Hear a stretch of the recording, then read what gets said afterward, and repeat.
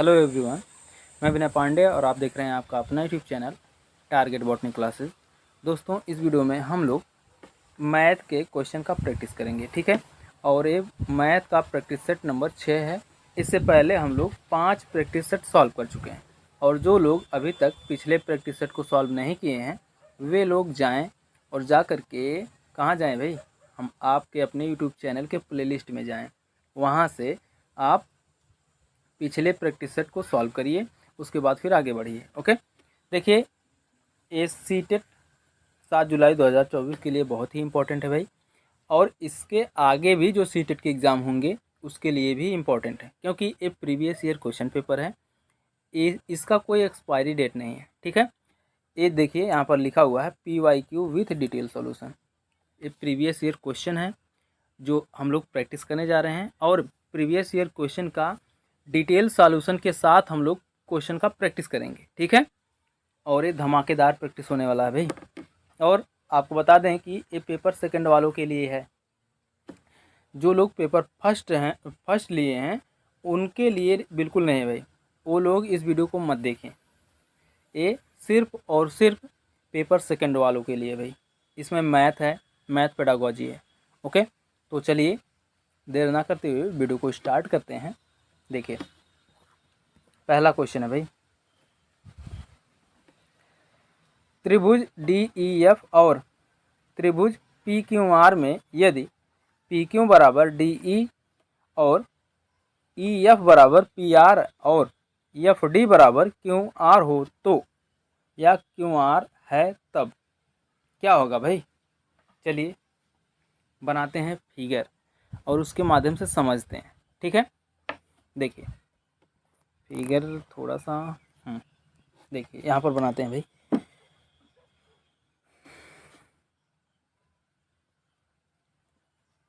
देखिए E है और EF है और D है, ठीक है। अब देखिए ये भुजाएं समान हैं, ये भुजा असमान है, ठीक है। और एक फिगर बनाना पड़ेगा भाई।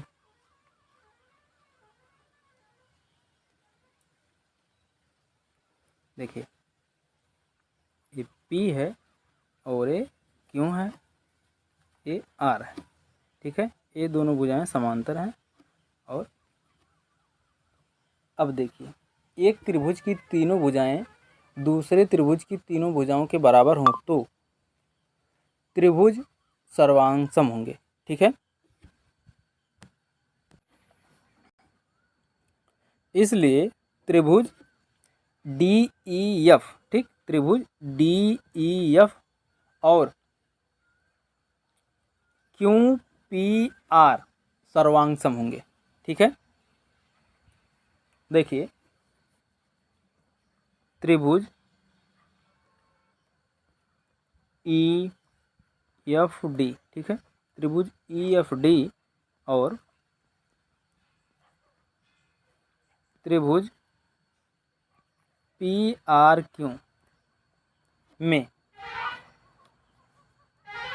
EF बराबर, देखिए EF बराबर PR के, ठीक है, और FD बराबर RQ के, ठीक है। अब DE बराबर PQ के, ठीक है। आप लोग फिगर में देखते जाइए, सब कुछ आसान है, समझते हुए चलिए, ठीक है। अतः यस यस यस से, ठीक है, त्रिभुज DEF सर्वांगसम है त्रिभुज QPR के, ठीक है। ओके, समझ में आया। इसलिए आपका ऑप्शन नंबर B सही हो जाएगा भाई। तो इसको आप लोग नोट कर लीजिए, स्किप करते हैं भाई। देखिए तो इसमें जो है आपका ऑप्शन नंबर B सही है, त्रिभुज DEF बराबर, मतलब त्रिभुज DEF सर्वांगसम है त्रिभुज QPR के। ओके, आगे देखते हैं अगला क्वेश्चन। देखिए अगला क्वेश्चन है, ये क्वेश्चन काफ़ी भारी भरकम है भाई, इसको सॉल्व करने में 2-3 मिनट लग जाएंगे आपको एग्ज़ाम में, इसलिए इसको स्किप करते हैं, काफ़ी लॉन्ग क्वेश्चन है। इसका आंसर जान लीजिए भाई। एक चतुर्भुज ABCD में त्रिभुज D बराबर 60 डिग्री और C बराबर 100 डिग्री है। त्रिभुज A और त्रिभुज B के समद्विभाजक बिंदु P पर मिलते हैं। त्रिभुज APB की माप है क्या भाई? त्रिभुज APB की माप क्या है बताइए। इसका ऑप्शन नंबर फर्स्ट सही है 80 डिग्री। देखिए हम आपको फिगर बता दे रहे हैं भाई, उसके बाद आप लोग सॉल्व कर लीजिएगा। काफ़ी लॉन्ग है तो सोच रहे हैं अगर इसको सॉल्व करने लगेंगे तो वीडियो काफ़ी लॉन्ग हो जाएगी भाई। देखिए फिगर बता दे रहे हैं भाई, देखिए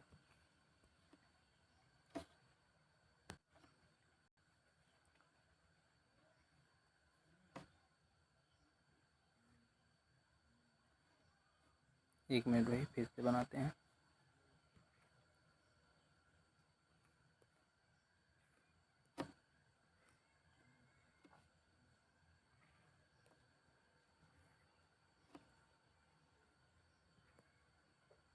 P ठीक है, कोण है A/2 है और दूसरा है B है भाई, दूसरा है B/2 ठीक है, A2 है भाई, समझ लीजिएगा आप, B/2 ओके। और ABC कोण है 100 डिग्री और A है D, ये है 60 डिग्री ओके। अब इसी बेस पर आपका न्यूमेरिकल सॉल्व हो जाएगा। ये वीडियो काफ़ी लॉन्ग है इसलिए इसको सॉल्व नहीं करते हैं, आगे बढ़ते हैं। देखिए इसमें ऑप्शन नंबर फर्स्ट सही है 80 डिग्री ठीक है। आगे देखते हैं अगला क्वेश्चन। देखिए एक उत्तल समबाहुभुज ठीक है, एक उत्तल समबाहुभुज के सभी अंतःकोणों का योगफल 10-80 डिग्री है। इसके प्रत्येक अंतःकोण की माप है क्या है भाई? प्रत्येक अंतःकोण की माप क्या है बताइए। समबाहुभुज के अंतःकोणों का योगफल, समबाहुभुज के अंतःकोणों का योगफल बराबर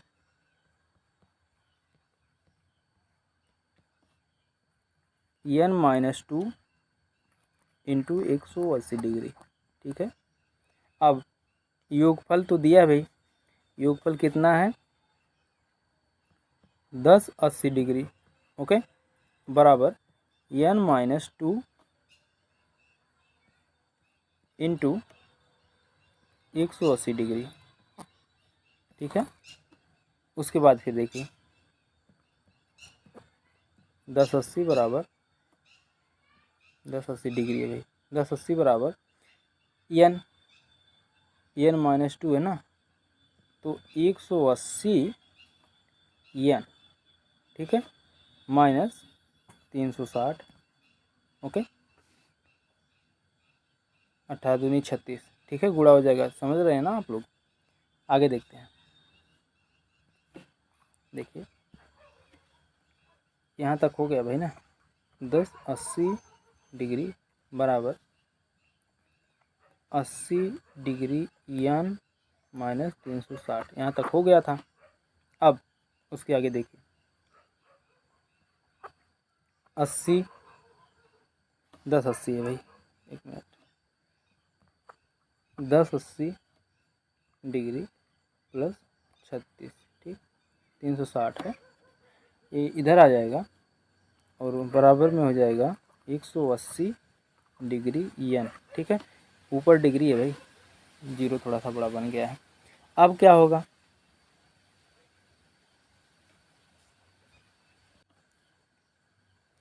अब 10-80 डिग्री और 360 डिग्री, दोनों जुड़ जाएंगे तो हो जाएगा 1440 डिग्री। ठीक है, बराबर 180 एन। ठीक, 180 एन। अब एन बराबर 1440 अपान 180। ठीक है, 180 डिग्री।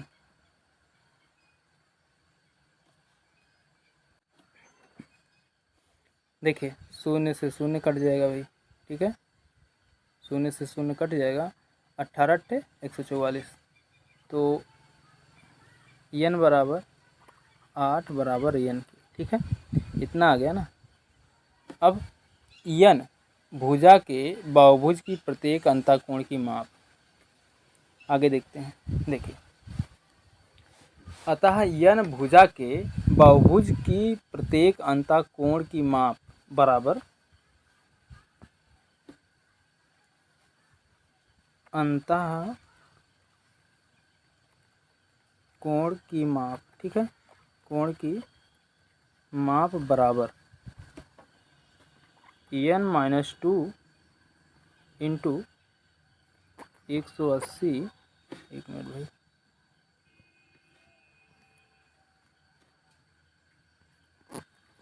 180 डिग्री अपान एन के। अब एन बराबर कितना था भाई? एन बराबर 8 था, -2 इंटू 180 डिग्री अपान एन बराबर कितना था? 8 ही था। अब देखिए, 8 में से 2 घट जाएगा, 6 बचेगा। 6 इंटू 180 डिग्री अपान 8। ठीक,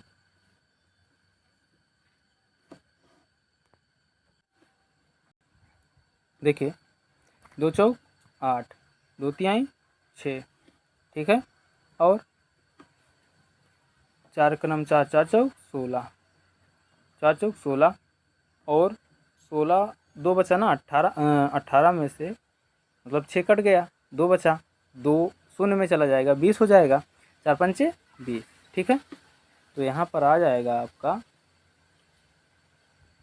45 इंटू 3, और उसके बाद फिर आपका आंसर आ जाएगा 135 डिग्री। ठीक है, यही आपका आंसर है भाई, 135 डिग्री।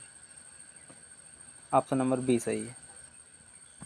देखिए, ऑप्शन नंबर बी सही है, 135 डिग्री। ठीक है, आगे देखते हैं अगला क्वेश्चन।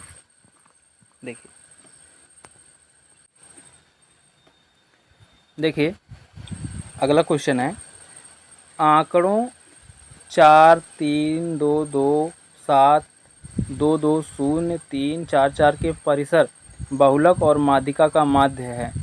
क्या है भाई? चलिए निकालते हैं हम लोग।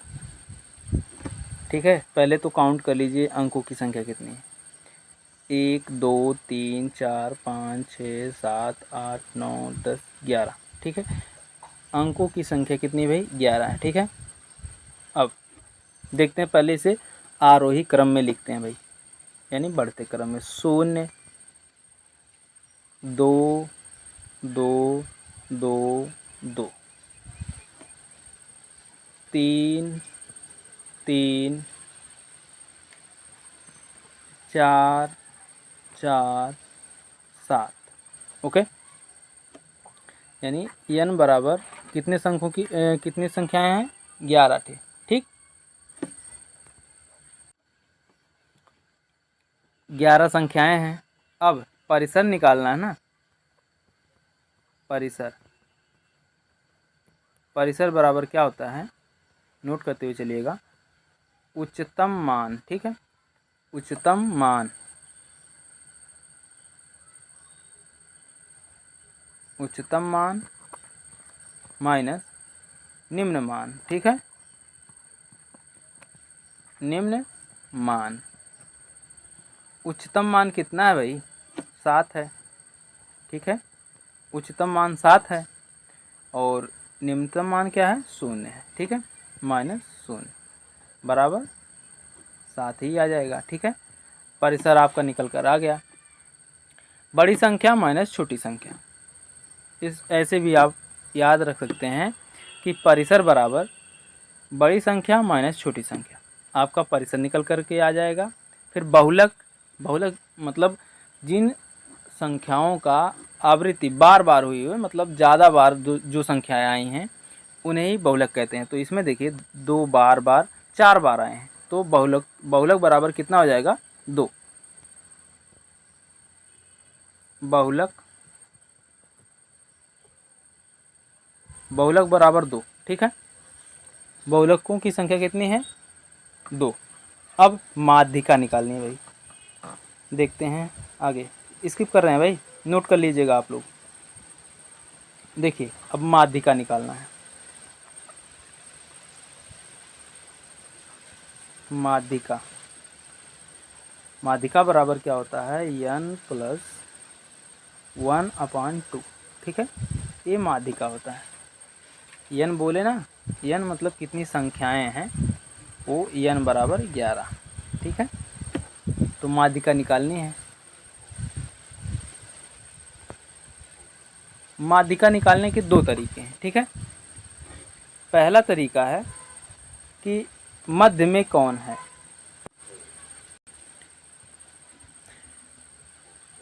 मध्य की संख्याएं ले लीजिए, ठीक है।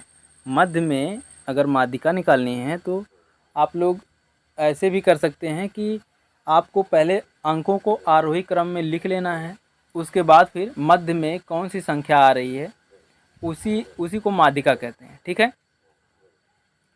तो जैसे हम लोग आरोही क्रम में अभी जस्ट लिखे थे, आरोही क्रम में लिखने के बाद मध्य में 3 आ रहा है तो माध्यिका 3 हो जाएगी, लेकिन फार्मूले के बेस पर लिखते हैं भाई। देखिए n + 1/2, ठीक है। अब n कितना था, n 11 था + 1/2, ठीक है। 12 यहाँ पर लिख रहे हैं, 12/2, 2 भाई 6 लिख रहे हैं, 12/2, 2 छक्का 12, यानी 6वां स्थान जो होगा वही, देखिए 6वां स्थान भाई आरोही क्रम में लिखना पड़ेगा, तो यहाँ पर लिख रहे हैं भाई। देखिए 0 2 2 2, बहुत छोटा छोटा लिख रहे हैं, 1 मिनट भाई, थोड़ा इतना भी छोटा ना लिखिए। 2 2 2 2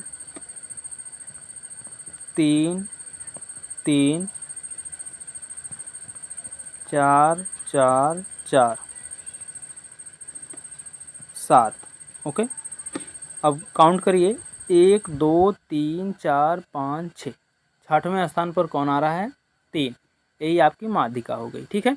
और वैसे भी अगर इस फार्मूले पर नहीं लगाना चाहते हैं तो ऐसे काउंट कर लीजिए, दोनों तरफ से बीच में कौन आ रहा है वही आपका माध्यिका होगा। देखिए 1 2 3 4 5, 5 अंक इधर से छोड़ दीजिए, और 1 2 3 4 5 इधर से छोड़ दीजिए, बीच में कौन आ रहा है 3 आ रहा है, तो यही आपकी माध्यिका हो गई, ठीक है। अब माध्य निकालना है भाई, नोट करते हुए चलिएगा, ठीक है सब कुछ। देखिए अब माध्य निकालना है तो 1 मिनट भाई, यहाँ पर लिखते हैं। देखिए माध्य, ठीक है।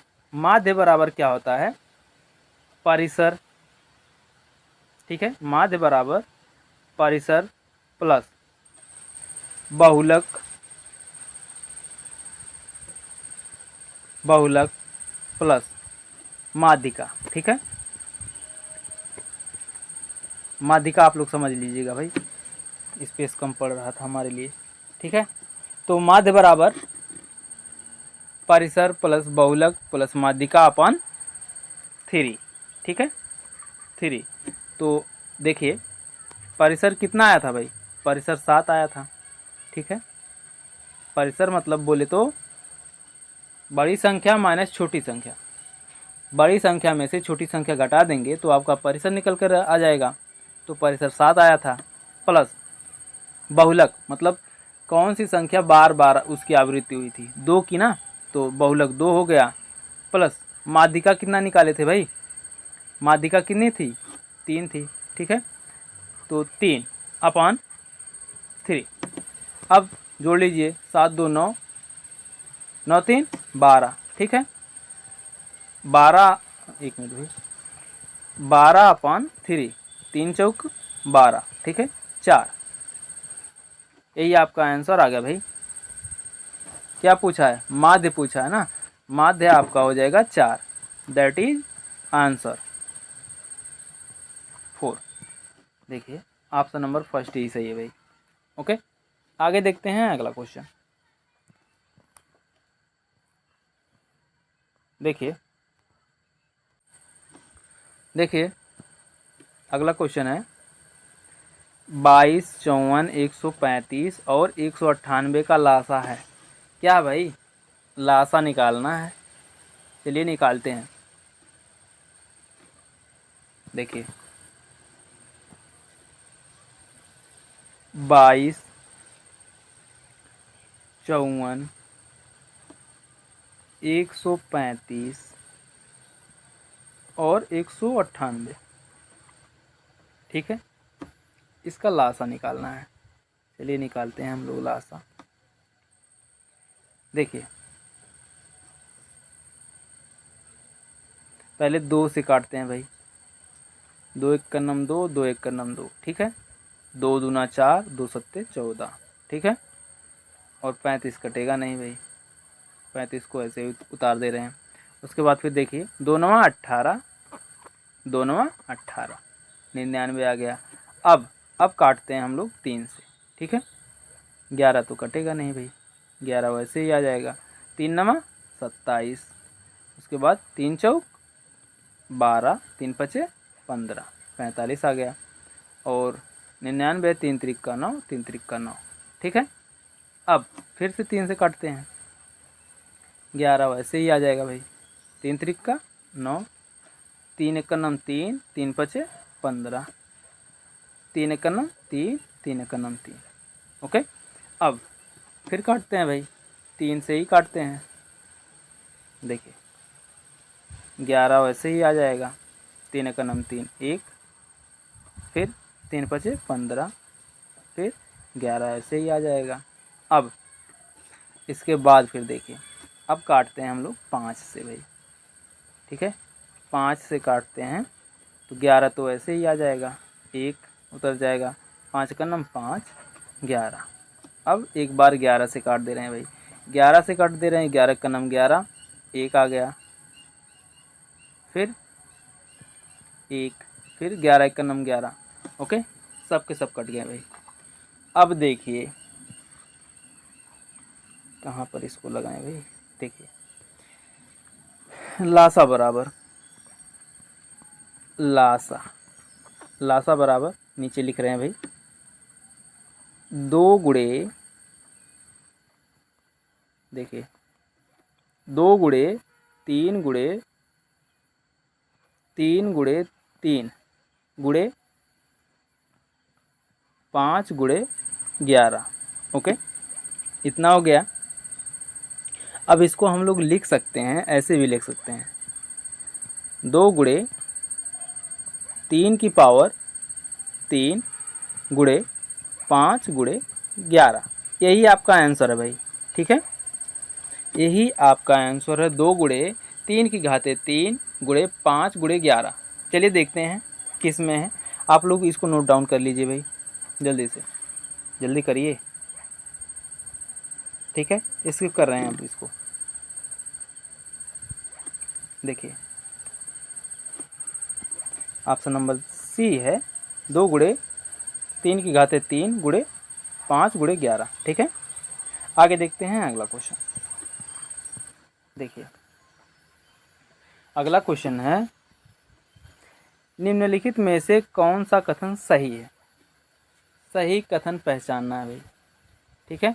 चलिए पहचानते हैं सही कथन। देखिए 2 अभाज्य संख्याओं का योगफल सदैव अभाज्य संख्या होती है? नहीं भाई, नहीं होती है। सबसे छोटी अभाज्य संख्या 1 होती है, ये भी गलत है। एक अभाज्य संख्या विषम संख्या हो सकती है, जी बिल्कुल हो सकती है। ऑप्शन नंबर सी सही है भाई, ठीक है। और कोई सम अभाज्य संख्या नहीं है, ये भी गलत है। तो ऑप्शन नंबर सी सही है कि इन्हीं दो अभाज्य संख्याओं का योगफल सम संख्या हो सकता है। जैसे 3 + 5, ठीक है, 3 + 5 = 8, ठीक है। तो हो गया ना, दो अभाज्य संख्याओं का योगफल। देखिए 3 और 5 अभाज्य संख्याएं हैं और इनका योगफल जो है 8 आ गया, जो भाज्य संख्या है। हो गया ना। और सबसे छोटी अभाज्य संख्या कौन है? एक नहीं है भाई, ठीक है। सबसे छोटी अभाज्य संख्या एक नहीं, 2 है। ओके, इसको भी याद रखिएगा। और भाज्य संख्या विषम संख्या हो सकती है, ठीक है। भाज्य संख्या विषम संख्या हो सकती है। जैसे देखिए, जैसे 9, 15, 21 आदि, ठीक है। भाज्य संख्या विषम संख्या हो सकती है। जैसे 9, 15, 21 विषम है पर भाज्य संख्या है। ओके। और 2 एक ऐसी संख्या है जो सम भी है और अभाज्य भी है, ठीक है। इसको भी याद रखिएगा, बहुत ही इम्पोर्टेंट है भाई। 2 एक ऐसी संख्या है जो सम भी है और अभाज्य भी है। ओके, आगे देखते हैं अगला क्वेश्चन।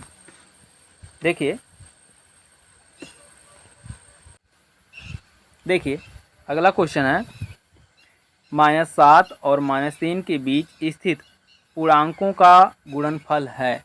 क्या है भाई गुणनफल? जल्दी बताइए। देखिए, -7 से -3 के बीच पूर्णांक संख्या कितनी है? -6 है, -5 है, -4 है, ठीक है। इनको काउंट कर लीजिए, गुणा कर लीजिए भाई, इनका गुणनफल। देखिए, गुणनफल बराबर -6 गुणे -5 गुणे -4 बराबर 6 पंचे 30, 30 चौका -120, ठीक है।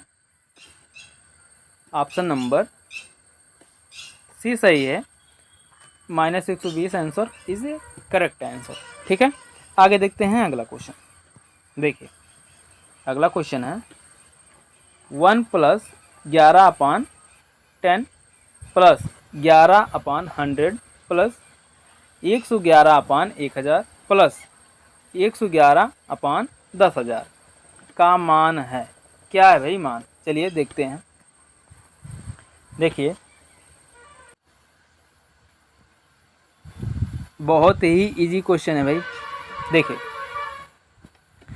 1 है ना, ये तो 1 वैसे ही उतर जाएगा, ठीक है। प्लस, देखिए 1 है ना, 1 को ऐसे ही लिख लेते हैं, प्लस। अब 10 से 11 में भाग दीजिए, कितना आएगा? 10 का नाम 10, 1 बचा, दशमलव लगा, 0 बढ़ा, फिर 10 का नाम 10, ठीक। ठीक वैसे ही आप लोग भाग देते हुए चले जाइए। 100 से 11 में भाग दीजिए, आपको मिलेगा 0.11, ठीक है। अब 1000 में भाग दीजिए तो फिर आपको मिलेगा 0.111 प्लस 10,000 से 101 बोल रहे हैं, 111 में भाग दीजिए तो आपको मिलेगा 0.0111, ठीक है। सबको जोड़ लीजिए, ठीक है। और सबको जोड़ने के बाद जो है आपका आंसर आ जाएगा 2.3321, दैट इज आंसर। ओके, तो 2.3321 किसमें? ऑप्शन नंबर सी सही है भाई। ओके, आगे देखते हैं अगला क्वेश्चन। देखिए अगला क्वेश्चन है, 2 वर्ष पहले खरीदी गई किसी मशीन के मूल्य में 12% वार्षिक दर से अवमूल्यन हो रहा है। यदि इसका वर्तमान मूल्य 9,680 है तो इसका प्रारंभिक मूल्य कितना था? बताइए भाई कितना था? देखते हैं भाई, स्पेस चाहिए ना न्यूमेरिकल को सॉल्व करने के लिए। देखिए दिया है समय बराबर, समय दिया है ना, समय बराबर कितना है, 2 वर्ष है। ठीक, अब दर कितना है, दर बराबर -12% है। ठीक है, दर जो है -12% है। अवमूल्यन है ना, अवमूल्यन, एक मिनट भाई, अवमूल्यन, अवमूल्यन। और मिश्र धन,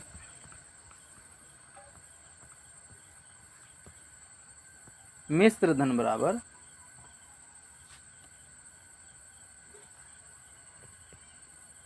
9,680। ओके, अब माना 2 वर्ष पूर्व मशीन का क्रय मूल्य ₹P था। ठीक है, माना 2 वर्ष पूर्व, माना 2 वर्ष पूर्व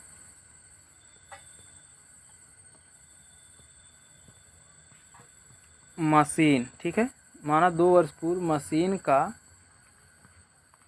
क्रय मूल्य, क्रय मूल्य ₹P था। ठीक है, ₹P था। अब प्रश्नानुसार, चलिए भाई सॉल्व करते हैं। प्रश्नानुसार सूत्र है, सूत्र, ठीक है, सूत्र है मिश्र धन बराबर, मिश्र धन बराबर मूलधन इंटू 1 प्लस दर अपॉन 100 की पावर समय, समय भाई आप लोग समझ जाइएगा, समय से। ठीक है, यही आपका फार्मूला है, इसी पर ये क्वेश्चन जो है सॉल्व होगा। ठीक है, मिश्र धन कितना है भाई, मिश्र धन बराबर 9,680 है, बराबर मूलधन, मूलधन पता करना है ना, मूलधन, मूलधन 1 प्लस दर कितना है भाई, दर -12 है, अपन 100, समय, समय कितना भाई, 2 वर्ष। ठीक है, अब देखिए,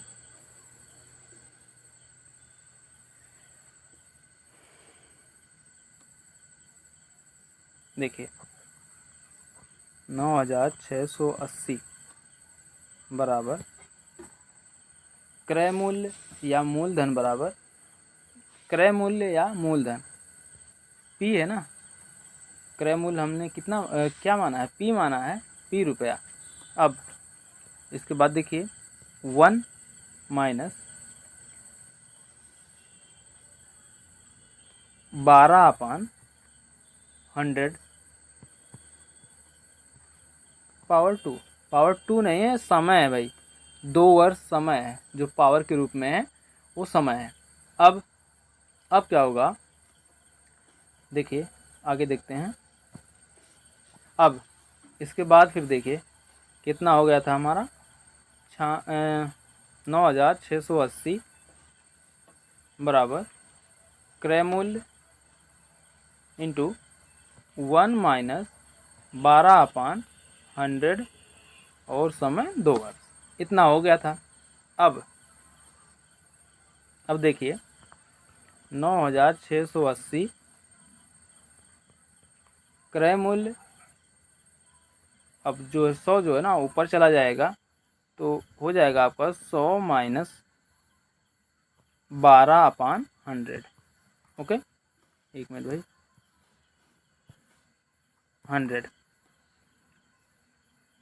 और इसका पावर 2। अब क्या होगा, 12 में से 100 में से 12 घट जाएगा। ठीक है, देखिए यहाँ पर 9,680 बराबर क्रय मूल्य इंटू 88/100। ठीक है, इतना समझ में आ रहा है ना, 100 में से 12 घट जाएगा, 88 आ जाएगा आपका। इतना हो गया। अब देखिए आगे देखते हैं। देखिए अब कितना हो गया था भाई, 9680 बराबर क्रय मूल्य इंटू 88/100 स्क्वायर, इतना हो गया था। अब क्रय मूल्य बराबर 9680 इंटू 100 ठीक है, समझ में आ रहा है ना। उसके बाद देखिए यहाँ पर वर्ग है ना, 88 का वर्ग है अपान 100 का, तो 100 ऊपर चला गया तो 2 बार 100 लिखेंगे ना। उसके बाद फिर 88 को भी 2 बार लिखेंगे अपान 88 इंटू 88। अब दोनों को काट पीट लीजिए भाई। दोनों को काटने पीटने के बाद आपका आ जाएगा P बराबर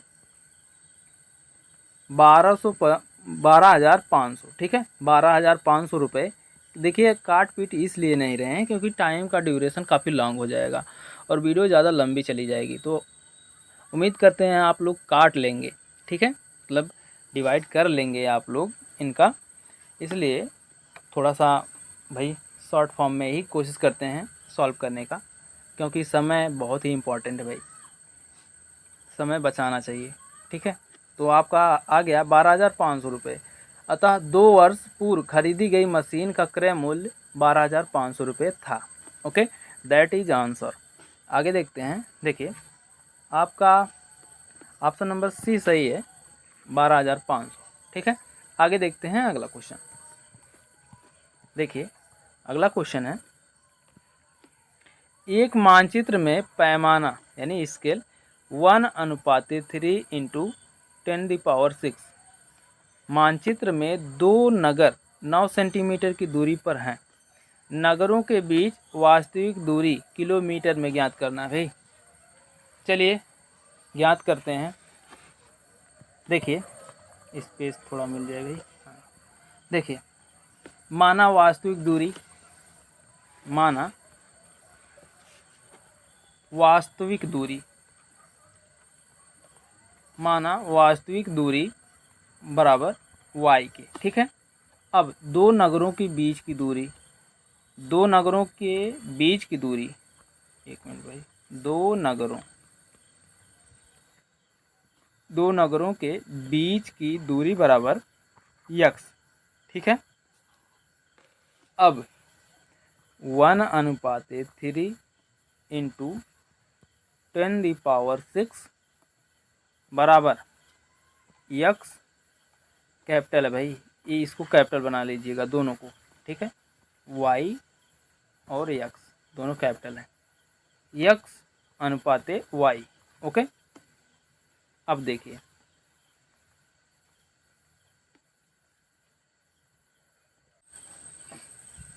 देखिए आगे। देखिए 1/3 इंटू 10⁶ बराबर x है ना। x मतलब 2 नगरों के बीच की दूरी, ठीक है। 2 नगरों के बीच की दूरी कितनी है भाई, 9 है ना, 9 सेंटीमीटर अपान y। अभी उसके आगे कहाँ तक हो गया था, 1/3 इंटू 10⁶ बराबर 9/y के, ठीक है, इतना हो गया था। ओके, इसके बाद फिर देखिए अब y बराबर कितना हो जाएगा, 9 इंटू 3 इंटू 10⁶ इंटू 10⁻², ठीक है, इतना हो जाएगा ना। अब इसके आगे देखते हैं। देखिए 9 त्रिक 27, 27 इंटू 10⁶ इंटू 10⁻²। ओके, इतना हो गया ना, समझ में आ रहा है ना।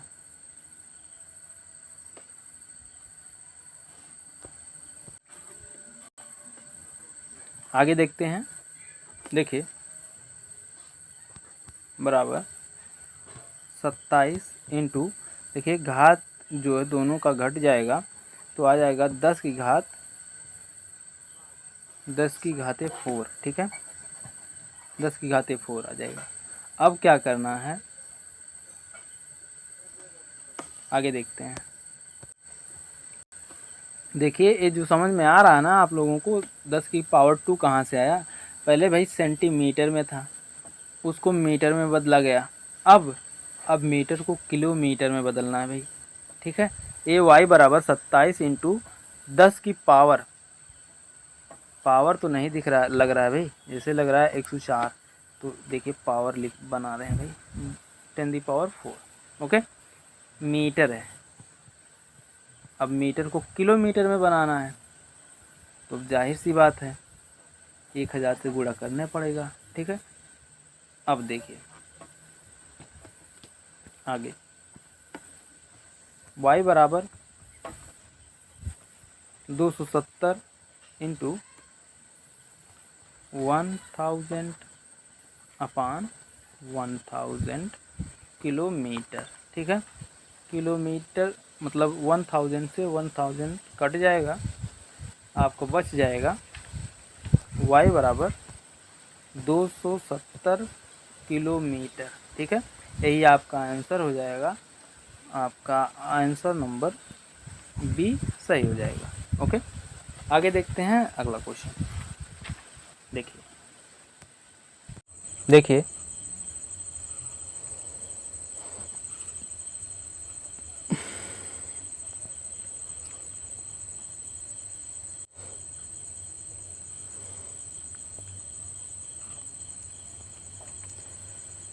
x² -2 एक ब्रैकेट में 1 - 3x + 2x², ठीक है, में x² और x के गुणांकों का योगफल, ठीक है। क्वेश्चन क्या था भाई, गुणनफल x² - 2 एक ब्रैकेट में और ब्रैकेट में 1 - 3x + 2x² एक ब्रैकेट में, x² और x के गुणांकों का योगफल है। क्या है भाई, चलिए निकालते हैं। देखिए x² - 3x³ + 2x⁴, ठीक है। अरे x का गुणा होगा तो एक में गुणा होगा तो x² होगा, फिर x का 3x में गुणा होगा तो 3x⁴ हो जाएगा, ठीक है। उसके बाद फिर x का 2x² में गुणा होगा तो 2x⁴ हो जाएगा, ठीक है। इतना समझ में आया। अब उसके बाद फिर देखिए, अब -2 का गुणा होगा भाई, -2 का गुणा होगा एक में तो 2 हो जाएगा। उसके बाद फिर प्लस 2 का गुणा 3x में होगा तो 2 तिहाई 6x, फिर माइनस 2 दूना 4x², ठीक है, 4x², ठीक है। इतना हो गया। अब उसके बाद फिर आगे देखिए, अब 2x⁴ minus 3x³ minus 3x² plus 6x - 2, okay.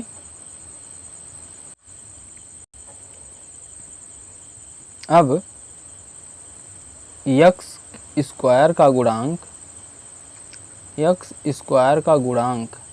ठीक है, x² का गुणांक बराबर -3 हो जाएगा और x का गुणांक, एक मिनट भाई, x का गुणांक,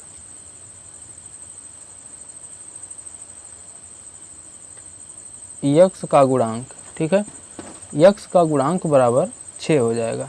ठीक है, अब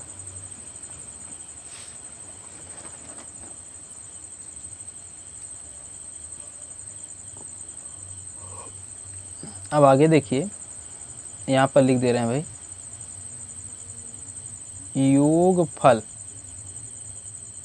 योगफल बराबर -3 + 6 बराबर 3 के। ठीक है, यही आपका आंसर है भाई। 6 में से 3 घट जाएगा, आ जाएगा आपका 3। ओके, देखिए ऑप्शन नंबर बी सही है, 3। ठीक है, आगे देखते हैं अगला क्वेश्चन। देखिए,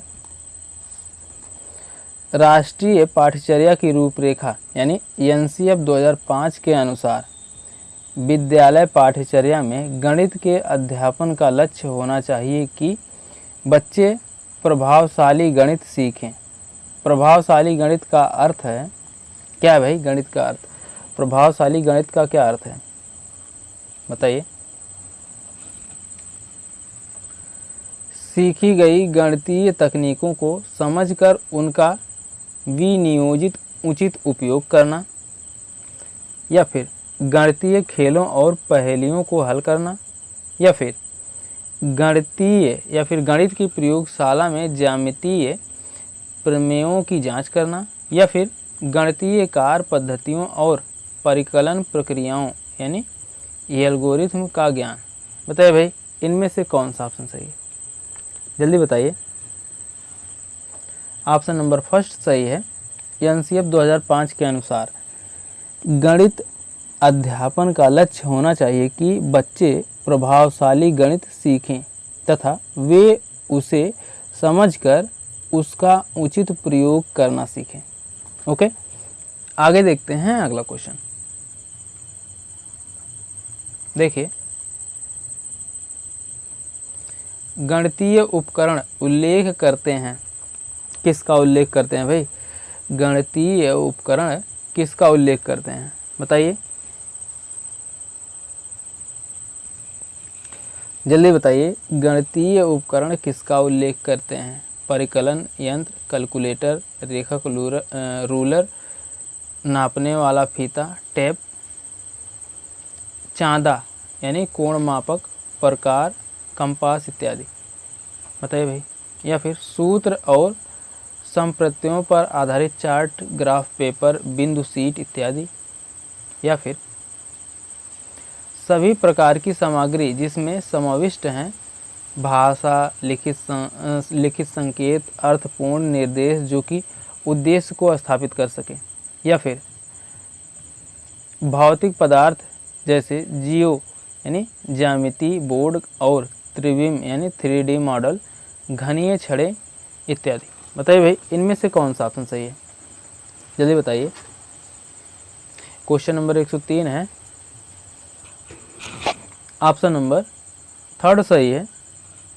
गणितीय उपकरण का अर्थ है जिसमें सभी प्रकार की सामग्री हो, जैसे भाषा, लिखित संकेत, अर्थपूर्ण निर्देश जो कि उद्देश्य को स्थापित कर सके। ओके, आगे देखते हैं अगला क्वेश्चन। देखिए, अगला क्वेश्चन है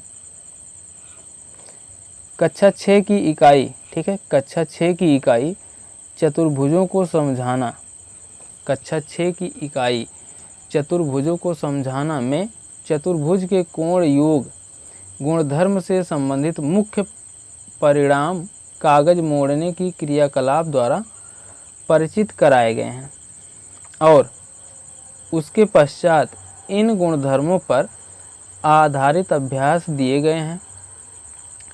इस स्तर पर कोणों के गुणधर्म का प्रमाण यानी प्रूफ नहीं दिया गया है, क्योंकि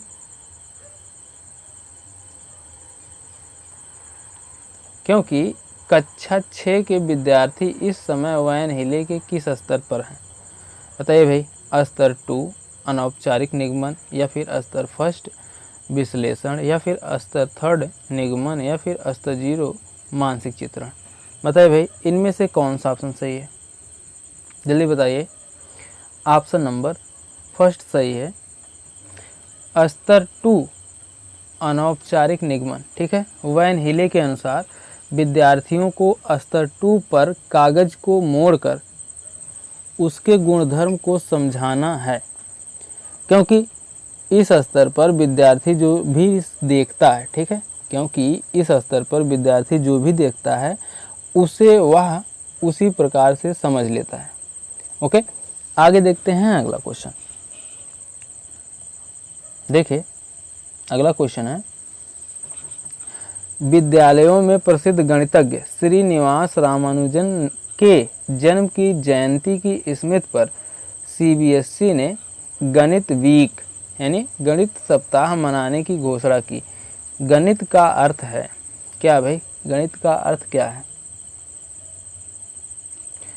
संख्यात्मक नवाचार और तकनीकी में योग्यता में वृद्धि, या फिर संख्यात्मक नवाचार और प्रशिक्षण में अभिवृत्ति में वृद्धि, या फिर संख्यात्मक नवाचार और प्रशिक्षण में योग्यता में वृद्धि, या फिर संख्यात्मक नवाचार और तकनीक में अभिवृद्धि में वृद्धि।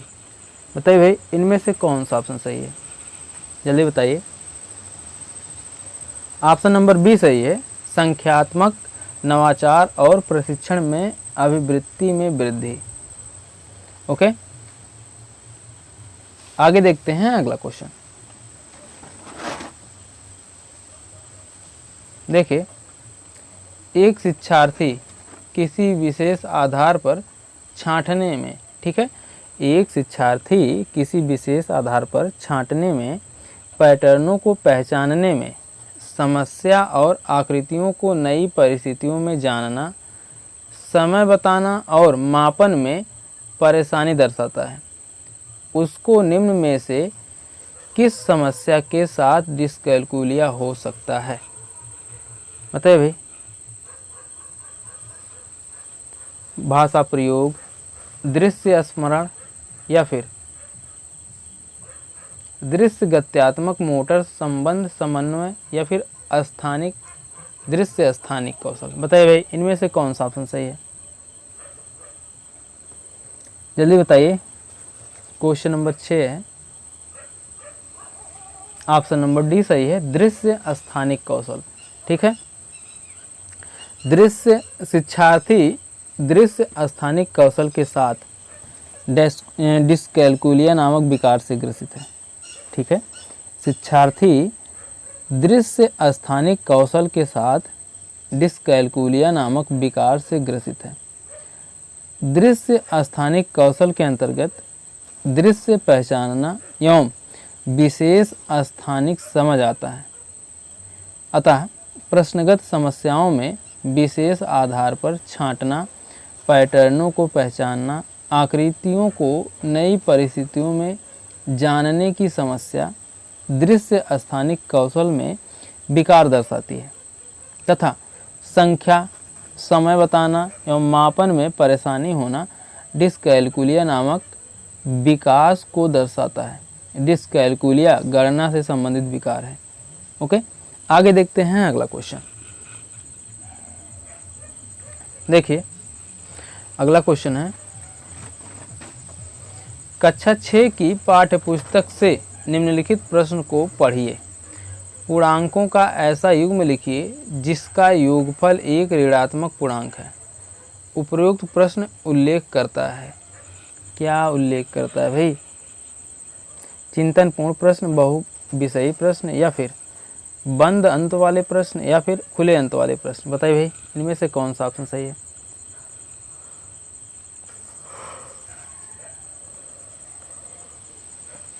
जल्दी बताइए भाई। ऑप्शन नंबर डी सही है, खुले अंत वाला प्रश्न।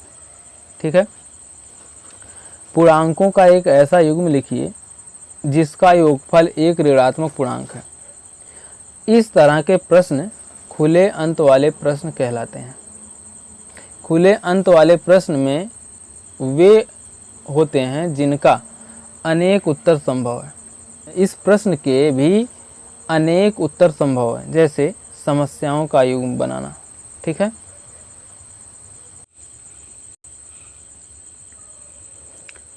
पूर्णांकों का एक ऐसा युग्म लिखिए जिसका योगफल ऋणात्मक पूर्णांक है। इस तरह के प्रश्न खुले अंत वाले प्रश्न कहलाते हैं। खुले अंत वाले प्रश्न वे होते हैं जिनका अनेक उत्तर संभव है। इस प्रश्न के भी अनेक उत्तर संभव हैं, जैसे समस्याओं का युग्म। ठीक है, देखिए जैसे मान लीजिए -5 + 2 बराबर -3 के। ठीक है, आगे देखते हैं अगला क्वेश्चन। देखिए, उच्च प्राथमिक स्तर पर गणित सीखने का तात्पर्य है क्या भाई? उच्च प्राथमिक स्तर पर गणित सीखने का तात्पर्य क्या है? गणितीय अवधारणाओं की समझ में वृद्धि और उनके अनुप्रयोग से समस्याओं को तर्कसंगत रूप से हल करना, या फिर केवल समस्याओं को हल करने की तकनीकों को सीखना, या फिर बहुत सारे नए सूत्रों और परिकलन प्रक्रियाओं को सीखना, या फिर विभिन्न प्रकार की गणितीय समस्याओं के हल और विधियों को स्मरण करना। बताइए भाई, इनमें से कौन सा ऑप्शन सही है? जल्दी बताइए। Question number 108, option number first सही है।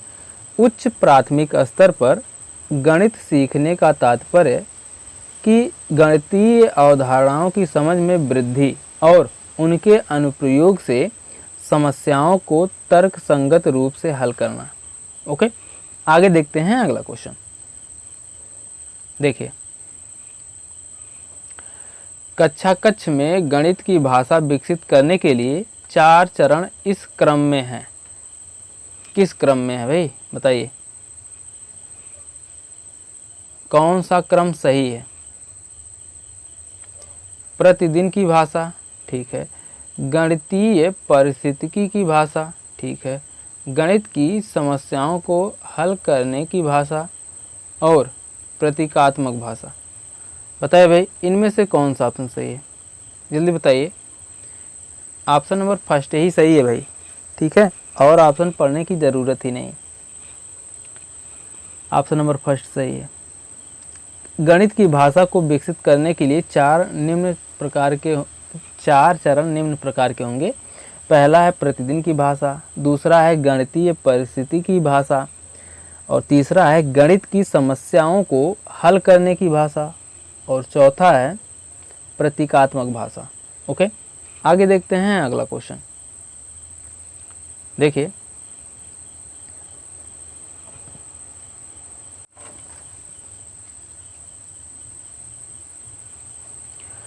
कक्षा 6 की ज्यामिति कक्षा में अध्यापक ने विद्यार्थियों को 30 डिग्री, 60 डिग्री और 90 डिग्री माप के कोणों की रचना व उनके विभाजन करने को कहा। ठीक है, उनके विभाजन करने को कहा। उसके बाद विद्यार्थियों को 15 डिग्री और 45 डिग्री का कोण बनाने के लिए कहा। इस समय यह कार्य अध्यापक का जो प्रयोजन दर्शा रहा है वह है क्या है भाई, बताइए। शिक्षार्थी की उपलब्धियों का संक्रियात्मक परीक्षा में आकलन करना, या फिर अनुभव संबंधी अधिगम का मौका देना, या फिर दिए गए कार्य को पूरा करने के लिए विद्यार्थियों की समझ तथा सीखे गए 2 कौशलों को समन्वित करने का आकलन, या फिर प्रत्येक विद्यार्थी को किसी न किसी कार्य में व्यस्त करना। भाई बताइए भाई, इनमें से कौन सा ऑप्शन सही है? जल्दी बताइए।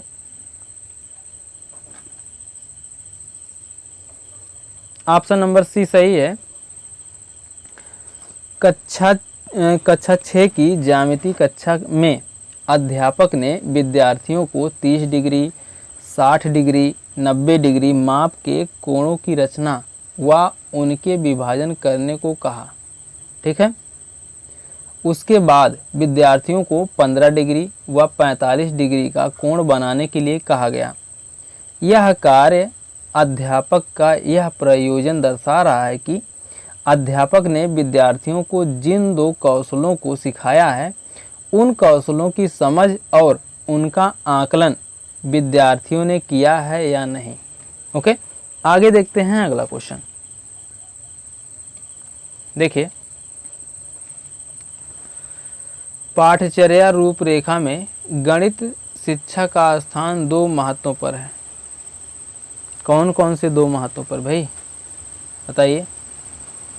गणित की शिक्षा संक्रियात्मक परीक्षा में विद्यार्थियों के अंक सुधारने के लिए क्या कर सकती हैं और उच्च कक्षाओं में सही विषयों का चुनाव करने में क्या सहायता कर सकती हैं। या फिर प्रत्येक बच्चे को विद्यालय में बनाए रखने के लिए गणित क्या कर सकता है और उसे आत्मनिर्भर बनने के लिए कैसे सहायता कर सकता है। या फिर गणित की शिक्षा प्रत्येक बच्चे में संप्रेषण कौशल को कैसे सुधार सकती है और विद्यालय के बाद उन्हें कैसे रोजगार उपलब्ध करा सकती है। या फिर गणित शिक्षा प्रत्येक विद्यार्थी के मस्तिष्क को कैसे संलग्न कर सकती है और यह विद्यार्थियों की क्षमताओं को कैसे सुदृढ़ कर सकती है। बताइए भाई, इनमें से कौन सा ऑप्शन सही है, जल्दी बताइए। ऑप्शन नंबर डी सही है। गणित शिक्षा प्रत्येक विद्यार्थी के मस्तिष्क को कैसे संलग्न कर सकती है और यह विद्यार्थियों की क्षमताओं को कैसे सुदृढ़ कर सकती है। ओके, ऑप्शन नंबर डी सही है।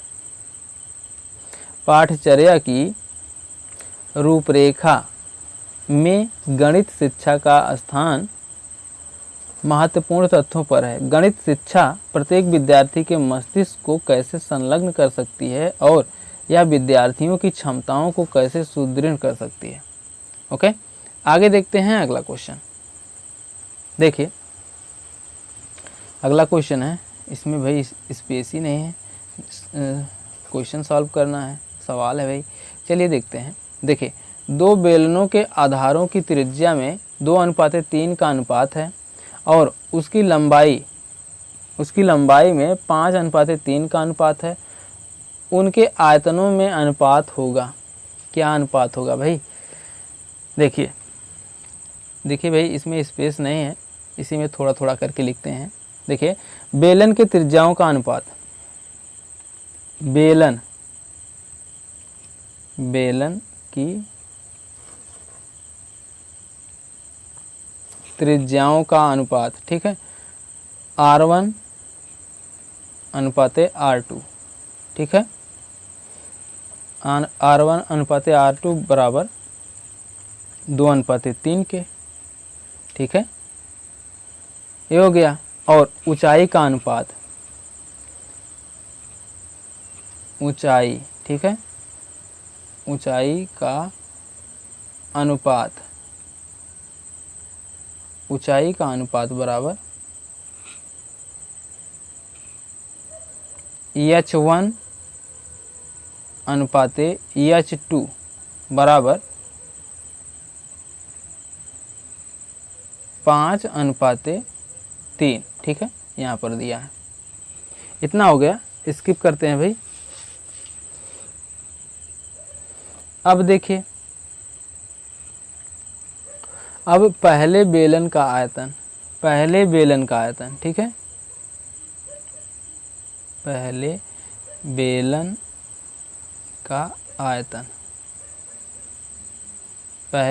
का आयतन, ठीक है, आयतन बराबर कितना फार्मूला है भाई, एक मिनट,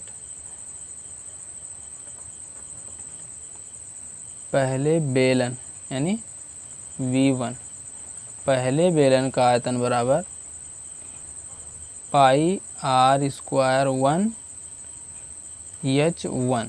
ठीक है, आप लोग हमारे साथ फार्मूला लिखते हुए चलिए, क्योंकि इसमें भाई स्पेस नहीं दिए हैं तो सॉल्व कहाँ होगा, क्वेश्चन तो इसी में सॉल्व करना पड़ेगा, मैनेज करना पड़ेगा भाई। तो हम लिखते चलेंगे, स्किप करते चलेंगे, आप लोग नोट करते हुए चलिएगा। ठीक है, अब दूसरा बेलन, दूसरे बेलन का आयतन, बेलन का आयतन, ठीक है, बराबर दूसरे बेलन का आयतन, आप लोग पूरा लिख लीजिएगा, हम पूरा नहीं लिख रहे हैं। दूसरे बेलन का आयतन यानी V2 बराबर क्या होगा भाई, दूसरे बेलन का आयतन V2 बराबर पाई आर स्क्वायर 2 H2। ठीक है, दिखाई दे रहा होगा, नहीं दिखाई दे रहा तो बोल दे रहे हैं भाई। देखिए, बेलन मतलब दूसरे बेलन का आयतन बराबर आयतन, दूसरे बेलन का आयतन यानी V2 बराबर पाई आर स्क्वायर 2H2। ओके, अब देखिए, अब आता है अभिष्ट अनुपात। अब अनुपात निकालना है भाई, अनुपात। देखिए, V1 अपान V2। ठीक है, बेलन का आयतन फर्स्ट और बेलन का आयतन सेकंड बराबर पाई इंटू आर स्क्वायर है ना, तो 2 का स्क्वायर। ठीक है, 2 का स्क्वायर इंटू 5 अपान पाई इंटू 3 की पावर 3 इंटू 3। ठीक है, इतना हो गया। अब देखिए, 2 दूना 4 इंटू 5। ठीक है, स्किप करते हैं भाई। अब उसके बाद क्या होगा,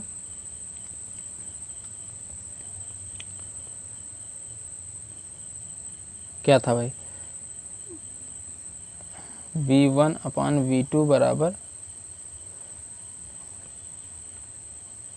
पाई इंटू 2 की पावर 2 इंटू 5 अपान पाई 3 की पावर 3 की पावर 2 है भाई, 3 नहीं, 3 की पावर 2 इंटू 3। ठीक है, पाई से पाई कट गया। ठीक है, पाई से पाई कट गया। अब बचा क्या, 2 का वर्ग यानी 2 दूना 4, 5 चौक 20। ठीक है, यहाँ पर देखिए भाई, 2 दूना 4 इंटू 5 अपान 3 त्रिका 9 इंटू 3 बराबर 5 चौक 20, 9 त्रिक 27, 9 त्रिक 27, 20/27 आ गया। अब यही जो है यहाँ पर आंसर लिख दे रहे हैं। देखिए भाई, 20/27, यही आपका आंसर है। ओके, 20/27, 26 मत समझ लीजिएगा भाई, 20 है ये। ठीक है, तो आपका ऑप्शन नंबर डी सही है। ओके, इस क्वेश्चन के अकॉर्डिंग आगे देखते हैं अगला क्वेश्चन। देखिए, अगला क्वेश्चन है, किसी समलंब का परिमाप 104 सेंटीमीटर है, उसकी दोनों असमांतर बोल रहे हैं भाई, असमांतर भुजाओं की लंबाइयाँ 18 सेंटीमीटर तथा 22 सेंटीमीटर है तथा उसकी ऊंचाई 16 सेंटीमीटर है। समलंब का क्षेत्रफल सेंटीमीटर स्क्वायर में है, क्या होगा भाई, बताइए। इसमें भी स्पेस नहीं है भाई, क्या ही किया जाए भाई। चलिए ठीक है, कोई बात नहीं। देखिए, छोटा सा फिगर बना देते हैं, आप लोग नोट कर लीजिएगा।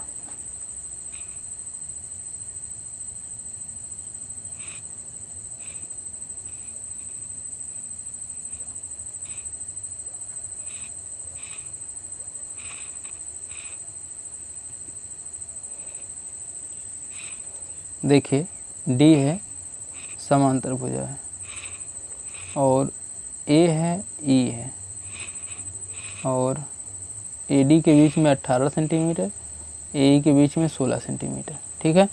और सी डी, यहाँ पर सी है, यहाँ पर बी है।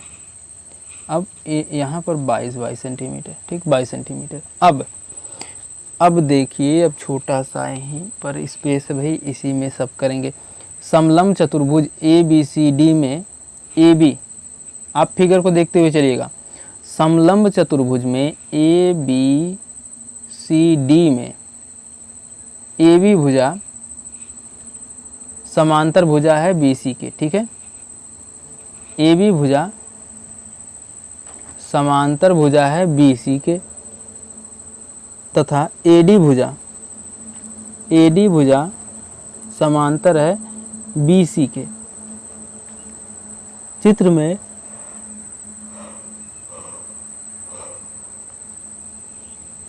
में ईडी समलंब चतुर्भुज की ऊंचाई है और ऊंचाई ईडी बराबर 16 सेंटीमीटर है, ठीक है।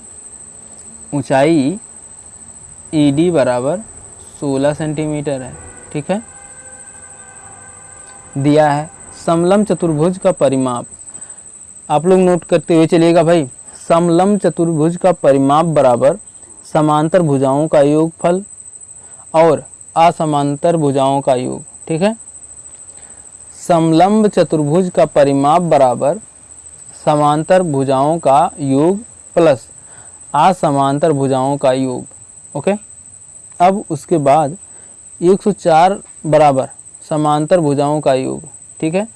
104 बराबर समांतर भुजाओं का योग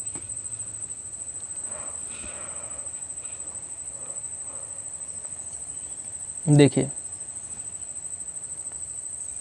104 बराबर समांतर भुजाओं का योग, समांतर भुजाओं का योग,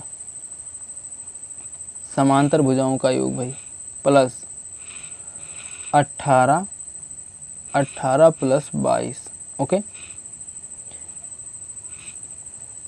अब समांतर भुजाओं का योग देखिए 104 माइनस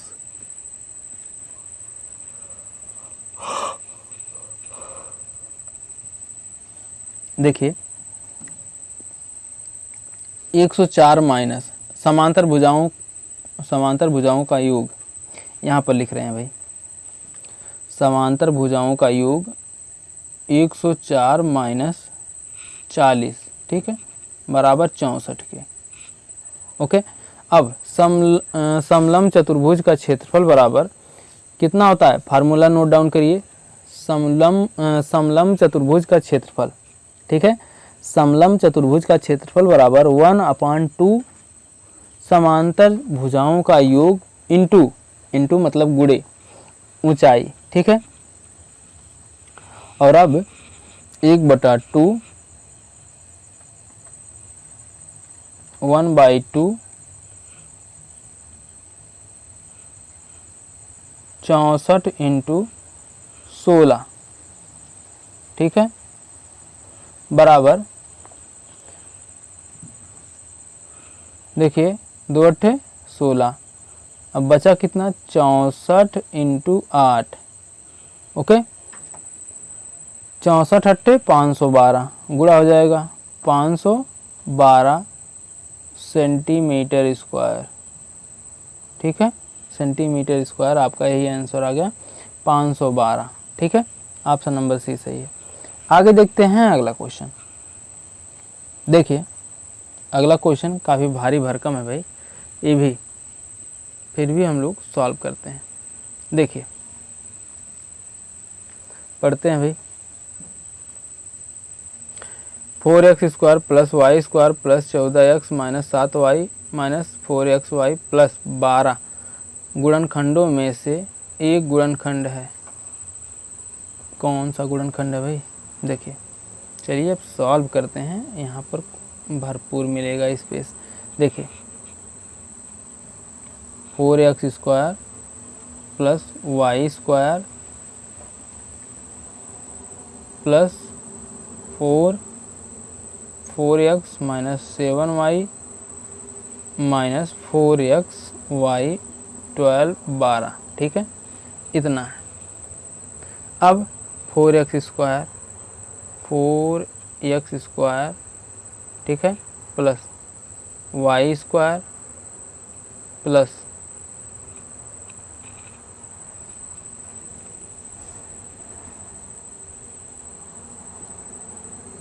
1 मिनट भाई, प्लस नहीं रहेगा माइनस रहेगा, ठीक है, minus 4xy plus 4x minus 7y plus 12 ठीक है। अब इसे तोड़ना होगा भाई। 4x² को हम लोग लिख सकते हैं 2x की power whole plus y² minus 2 into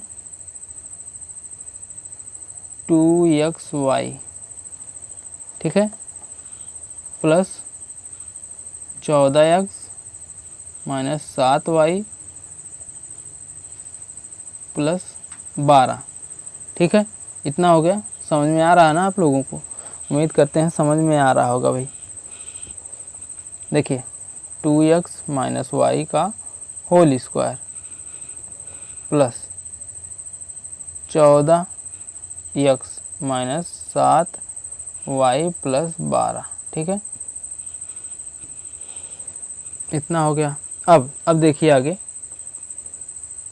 2x minus Y का होल स्क्वायर ठीक है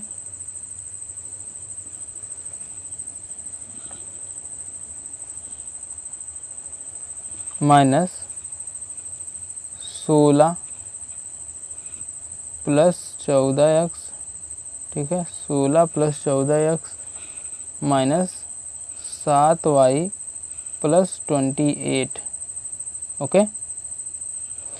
आगे देखते हैं, अभी इसमें भी है भाई 28 तक हुआ। उसके बाद देखिए 2x माइनस वाई की पावर 2 ठीक है minus 4x square plus 14x minus 7y plus 1 minute भाई प्लस 28 ओके। अब देखिए आगे 2x माइनस वाई प्लस 4 एक ब्रैकेट में लिख सकते हैं और 2x माइनस वाई माइनस 4 एक ब्रैकेट में और यहीं पर लिख दे रहे हैं नीचे भी प्लस 7 यानी 2x माइनस वाई प्लस 4 ठीक है, इतना हो गया भाई। अब उसके आगे देखिए 2x Y plus 4 2x minus Y plus 4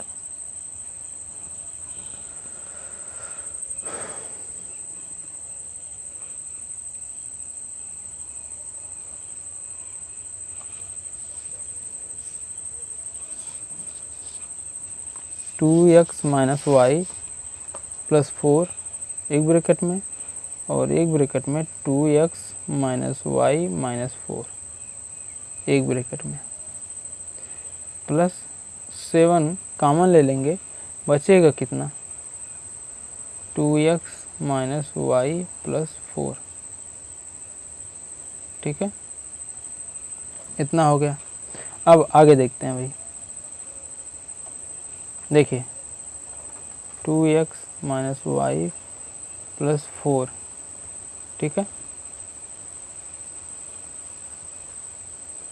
plus 4 और 2x minus Y minus 4 plus 7 2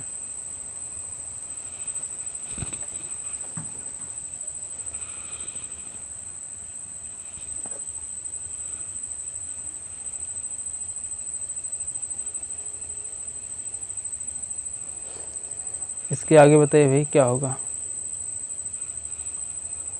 देखिए 2x minus Y plus 4, 2x minus Y plus 4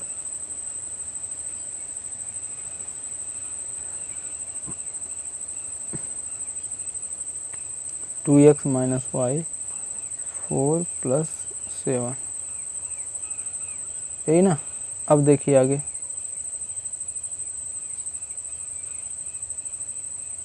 2x minus Y plus 4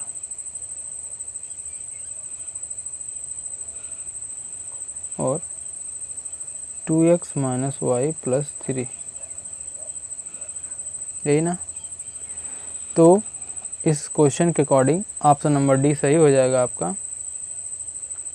देखिए आप ऑप्शन नंबर डी है 2x माइनस वाई प्लस 3, ठीक है। आगे देखते हैं अगला क्वेश्चन।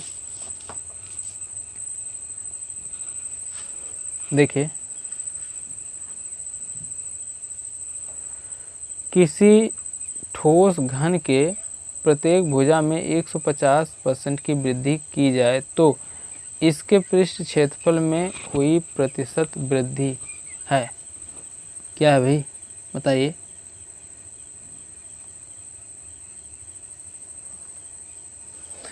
बोलिए। जब धन की प्रत्येक भुजा में a% की वृद्धि की जा रही हो तो जब प्रेजेंट टाइम में प्रत्येक भुजा में 1% की वृद्धि की जाए तो उसके पृष्ठीय क्षेत्रफल में हुई प्रतिशत वृद्धि। देखिए उसके क्षेत्रफल में हुई प्रतिशत वृद्धि बराबर फार्मूला है भाई। देखिए 2a प्लस ए स्क्वायर अपान 100, ठीक है, इंटू अप परसेंटेज, जहाँ a बराबर 1500 नहीं भाई 150% है, ठीक है। अब रखते हैं भाई मान पर। देखिए 2 इंटू 15 150 इंटू 150 गुणे 150 अपान 100, ठीक है, इतना हो गया। अब देखिए शून्य से शून्य कट गया, शून्य से शून्य कट गया, 15 दूनी 30, ठीक है, 15 दूनी 30,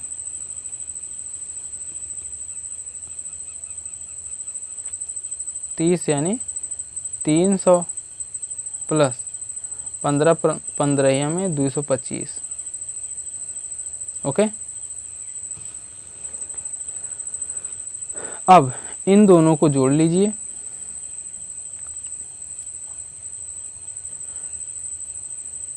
अब जो है बराबर में आ जाएगा 525% वृद्धि, ओके,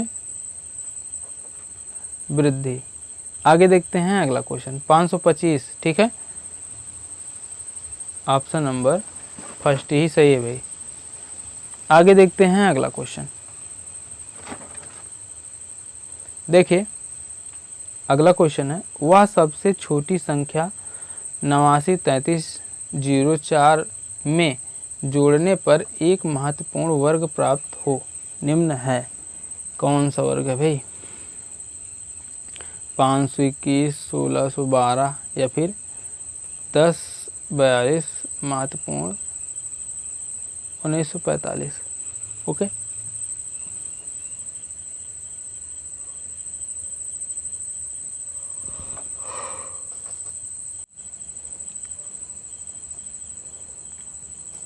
इसको देखिए भागविधि से इसका वर्गमूल लेना पड़ेगा, ठीक है, और ऋणात्मक चिन्ह दर्शाता है कि संख्या में 16 12 जोड़ने पर संख्या 89 49 16 हो जाएगी। तो एक पूर्ण वर्ग संख्या 446, ठीक, 446 है, नोट, परंतु संख्या में से 279 घटाने पर भी पूर्ण वर्ग संख्या हो जाएगी। ठीक है, ऑप्शन नंबर सी सही है भाई। आगे देखते हैं अगला क्वेश्चन। देखिए आगे देखते हैं अगला क्वेश्चन। देखिए भाई, भाग बीज से जो है वर्गमूल निकालने के लिए ना पूरा स्लाइड चाहिए, और पूरे स्लाइड में नहीं हो पाएगा, काफ़ी लॉन्ग है। ठीक है, इसलिए ऐसे ओरली बता दिए हैं, आप लोग समझदार हैं, समझ गए होंगे। देखिए अगला क्वेश्चन है, -5/7 में क्या घटाया जाए कि -2/3 प्राप्त हो जाए। ठीक है, अब इसे क्या करना है भाई, देखिए इसमें भी स्पेस कम है, फिर भी मैनेज कर लेंगे। माना -5/7, ठीक है, में से x को घटाने पर, x को घटाने पर, ठीक है,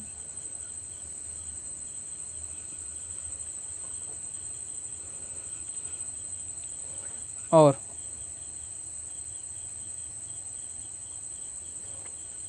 -2/3 प्राप्त होगा। ठीक है, प्राप्त होगा।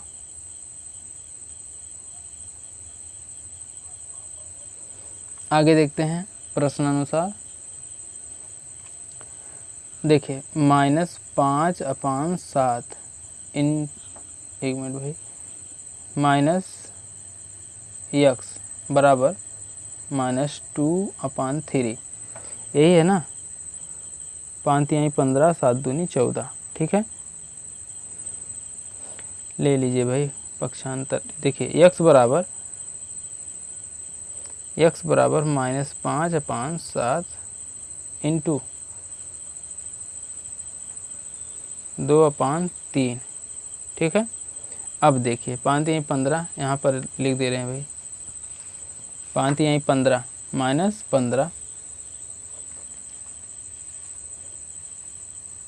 -15 प्लस 7 दूनी 14, 5 × 15 14। ठीक है, 7 दूनी 14,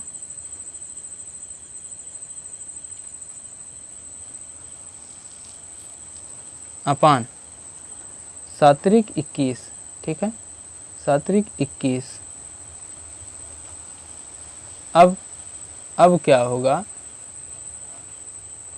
15 में से 14 घटाएंगे, आ जाएगा 1। ठीक है, -1/21, यही आंसर है। Okay, option number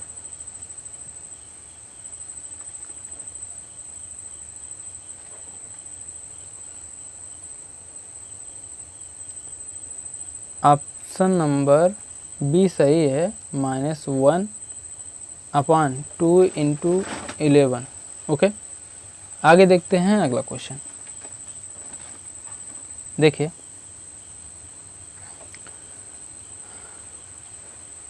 3 cube 91,125 minus 3 cube 512 का गुणन 512 का मान। ठीक है, 512 का मान बताना है भाई। सबसे पहले हमें क्या करना पड़ेगा पता है, पहले 91, 12, 5 को तोड़ना है। ठीक है, देखिए -45। ठीक है, -45 इंटू -45 इंटू -45। ओके, और -8 8 × 64 64 अट्ठे 512। ठीक है, उसके फिर आगे देखिए भाई, ये है अंडर रूट में पूरे के पूरे। ठीक है, 3 अंडर रूट इतना है। अब 3 अंडर रूट 8 इंटू 8 इंटू 8, यही होगा ना, 8 28 64 अट्ठे 512, ठीक है, इतना हो गया। अब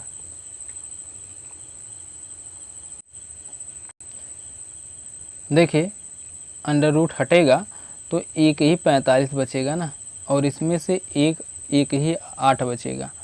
तो चलिए भाई अंडर रूट को हटाते हैं।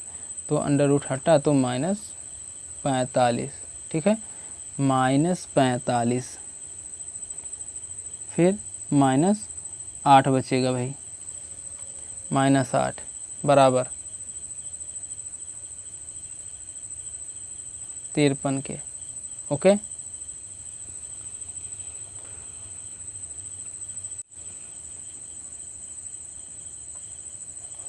ऑप्शन नंबर सी सही है भाई, -53। ओके, आगे देखते हैं अगला क्वेश्चन।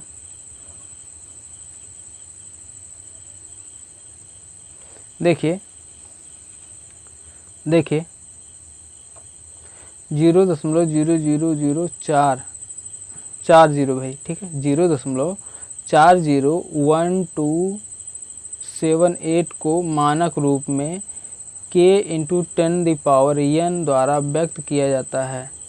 k प्लस n का मान है, क्या है भाई, k प्लस n का मान क्या है बताइए। देखिए